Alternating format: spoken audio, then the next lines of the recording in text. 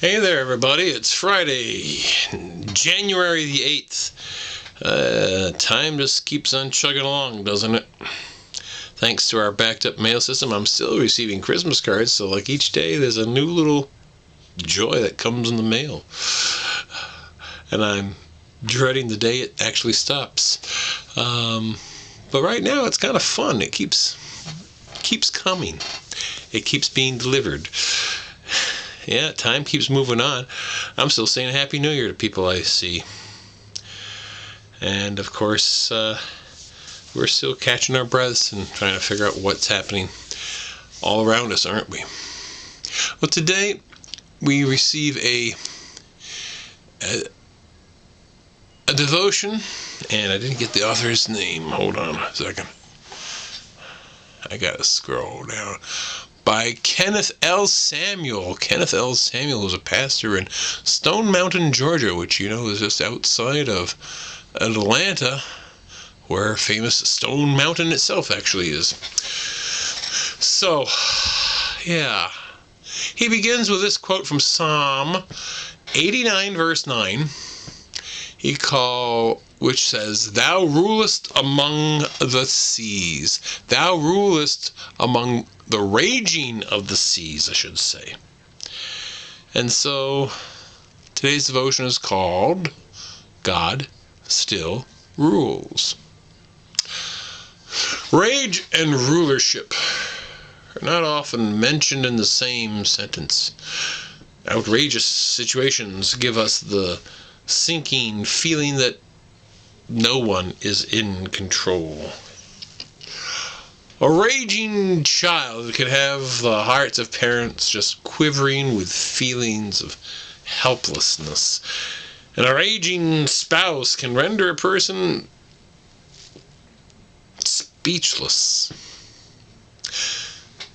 But despite the many scenarios that are utterly out of our control, the psalmist tells us that the rule of God is not limited to green pastures and still waters. And perhaps it is not only when we acknowledge that our lack of control that we really begin to trust the God who is always in control. This doesn't let us off the hook for taking control of ourselves and the things which we can manage. Remember, accept the things we cannot change, but accept the things we change. The thing, you know what I'm saying. Accept what we cannot change, and change what we can. But it does remind us. It does remind us that even when circumstances are completely out of our control, it does not mean that there is no one who is in control. It just means that the control does not belong to us. And here are the lyrics to a classic gospel song, "My Soul Has Been Anchored." Though the storm keep on raging in my life, and sometimes it's hard to tell the night from day, still that hope that lies within is reassured as I keep my eyes upon the distant shore. I know He will lead me safely to that blessed place He has prepared. But if the storms don't cease, and if the winds keep on blowing in my life, my soul has been anchored in the Lord. And here's Kenneth L. Samuel's prayer. He prays, "O Lord, in the midst of stormy situations and tempestuous times,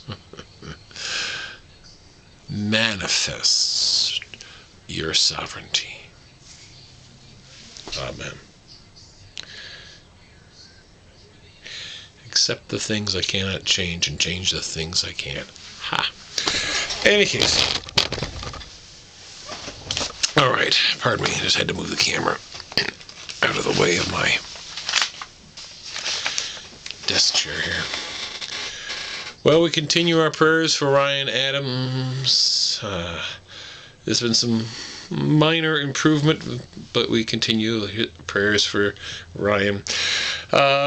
We continue certainly prayers for other people who've been lost and have died. We continue prayers certainly for cousins down in Florida, cousin Shelley, with cancer fighting and now fighting COVID, along with her husband Josh, who is in the hospital due to COVID.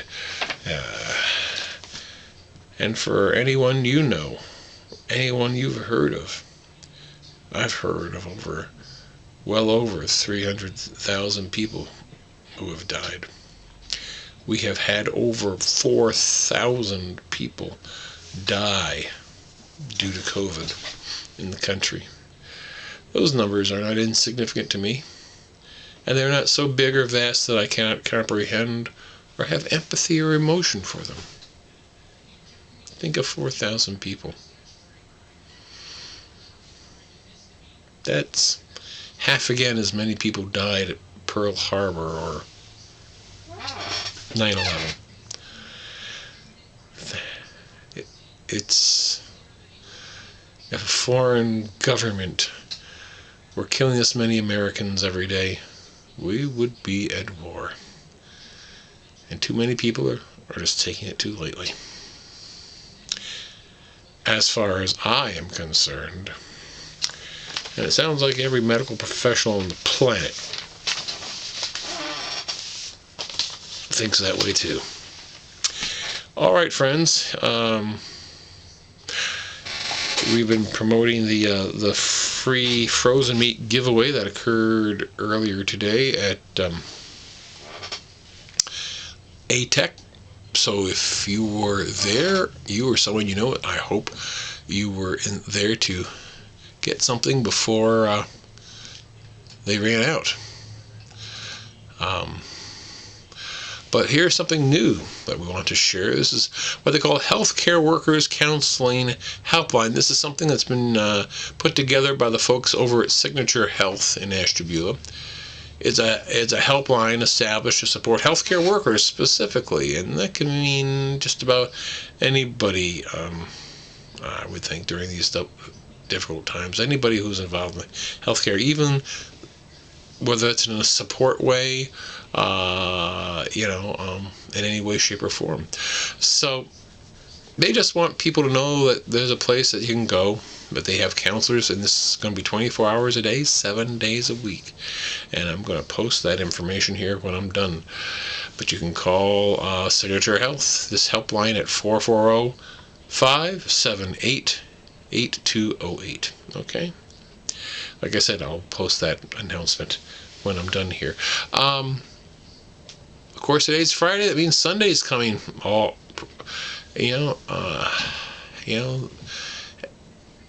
As a pastor, it's like, okay, you go through the week, you're doing other things, and what do you know? You got another Sunday.